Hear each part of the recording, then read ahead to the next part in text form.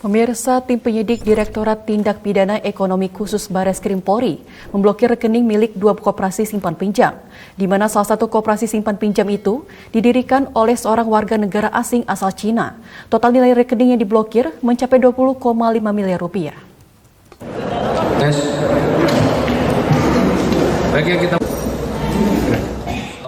Kepala Bagian Penerangan Umum Mabes Polri, Komisaris Besar Ahmad Ramadan mengatakan telah membekukan sejumlah rekening yang terlibat dalam perkara pinjaman online ilegal. Pembekuan rekening itu dilakukan setelah polisi menangkap seorang pengurus pinjaman online ilegal di wilayah ibu kota berinisial JS. Dia ditangkap berdasarkan pengembangan terkait penggerebekan 7 perusahaan pinjaman online ilegal beberapa waktu lalu. Berdasarkan pemeriksaan, JS juga berperan sebagai fasilitator administrasi tersangka lainnya yang berinisial ZJ untuk mendirikan perusahaan pinjaman online ilegal di wilayah ibu kota.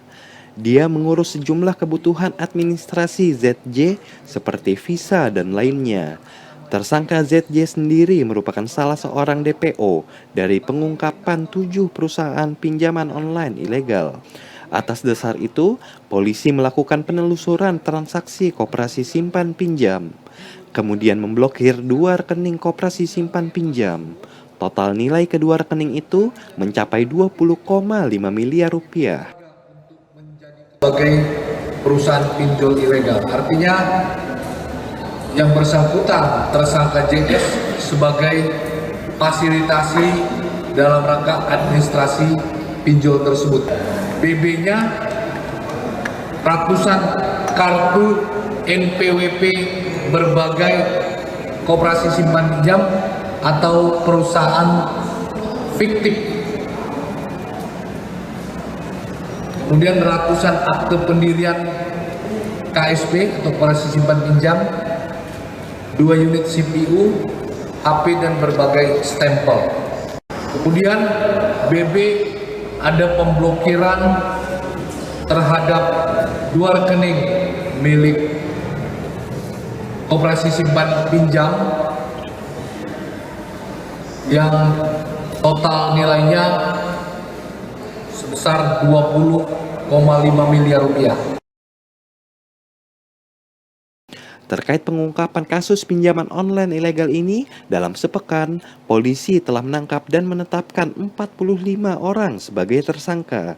Puluhan orang itu ditetapkan oleh Mabes Polri dan Polda jajaran.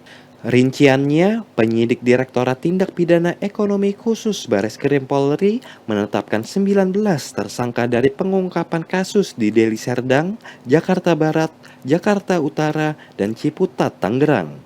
Lalu, Polda Jawa Barat menetapkan 7 orang tersangka. Selanjutnya, Polda Jawa Tengah menetapkan seorang tersangka. Kemudian, Polda Jawa Timur menetapkan 3 tersangka dan Polda Kalimantan Barat menetapkan 2 tersangka terkait pinjaman online ilegal. Terakhir, Polda Metro Jaya menetapkan sebanyak 13 tersangka dari 4 kasus yang ditangani. Rinciannya, pinjaman online ilegal di Cipondoh, Tangerang, Jakarta Pusat, Jakarta Utara, dan Jakarta Barat. Fakih Fatur Rahman, Handika, Dikbay TV melaporkan dari Jakarta.